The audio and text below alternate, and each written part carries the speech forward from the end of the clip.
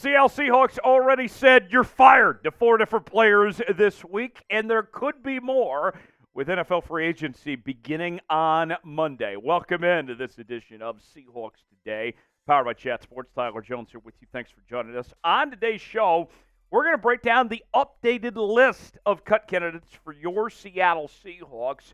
I got 3 players to watch, and I'll give you my verdict of what I would do with those said players coming up in just a bit. Let's go ahead and recap what the cuts have been made so far from the Seattle Seahawks. They include Jamal Adams and Quandre Diggs at the safety positions. Both players had disappointing seasons in 2023. Will Dissly, who was kind of a non-factor in the Seahawks offense. And then there's Brian Mone, who, if you forgot he was even on the roster, I'd understand with the injuries he's endured as well. So with that said, the Seahawks are projected to have about $52 million in cap space at the moment. But with that said, they'll still need to find more money potentially when you talk about trying to re-sign players like Leonard Williams and also going after free agent targets like Patrick Queen or just be able to sign guys that you draft. The Seahawks will still need more cash. The Seahawks are kind of hitting the reset button of sorts right now from the Pete Carroll era. What we're seeing is that Mike Macdonald is being handed the keys to this Seahawks team with kind of a blank canvas of some sorts to kind of just reset and build the team in his image, that John Schneider has really pulled a 180 from how things were done previously under Pete Carroll, from what we've seen with the coaching staff to the cuts that have already been made to this point, and now there's a whole lot more still to be done going forward.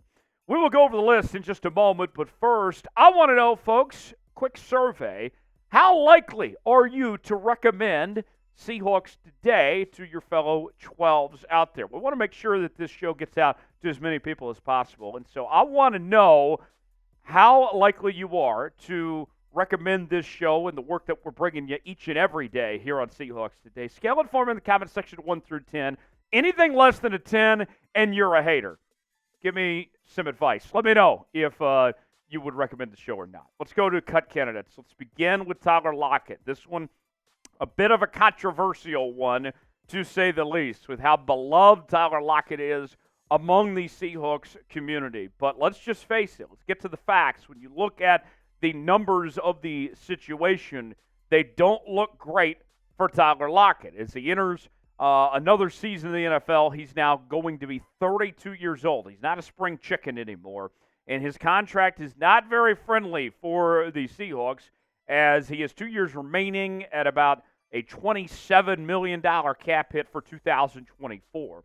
If the Seahawks were to release him and give him a post-June 1 designation, they'd be looking at saving $18 million against the cap. And the reality is the Seahawks at the moment cannot afford to pay Tyler Lockett the money that he commands. He is coming off a down year this past year. Still a good year, but not a great year, as he had less than 1,000 yards for the first time in 4 years.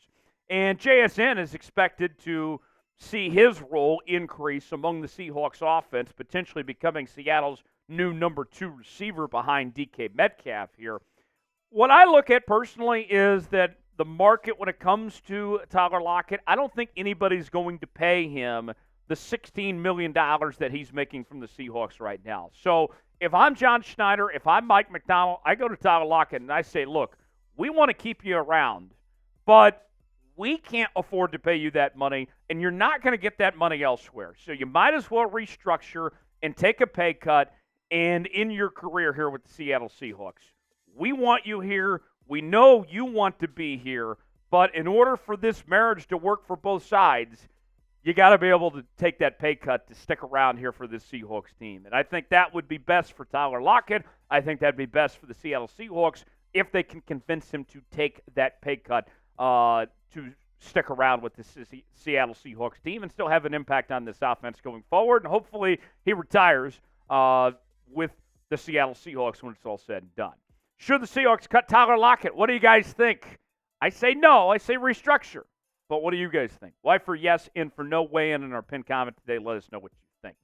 Seahawks hats are on sale now as we have a wide variety of Seahawks hats on sale for up to 50% off. We're also offering some free shipping as well. Got a great selection to choose from the throwback to the traditional logo.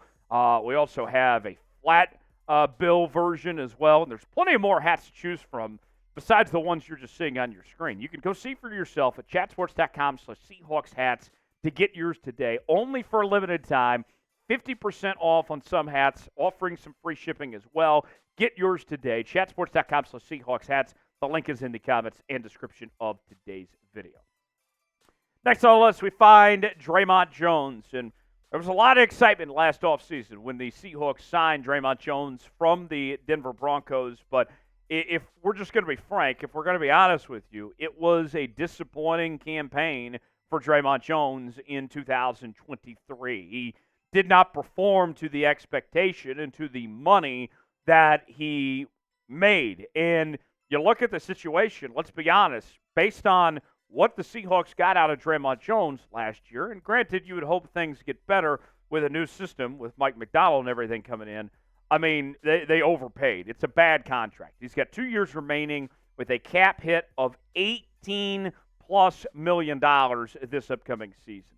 Now, as you try to find ways to get out of this contract or to try to make it work for you of sorts, the best solution for Seattle would appear for a post-June 1 trade where the Seahawks could save about $11.5 million. If it were up to me, I would be looking at, okay, can we find a way to trade Dre'Mont Jones, get him off the books, and do something different? Because, well, Dre'Mont Jones is not a bad player by any means.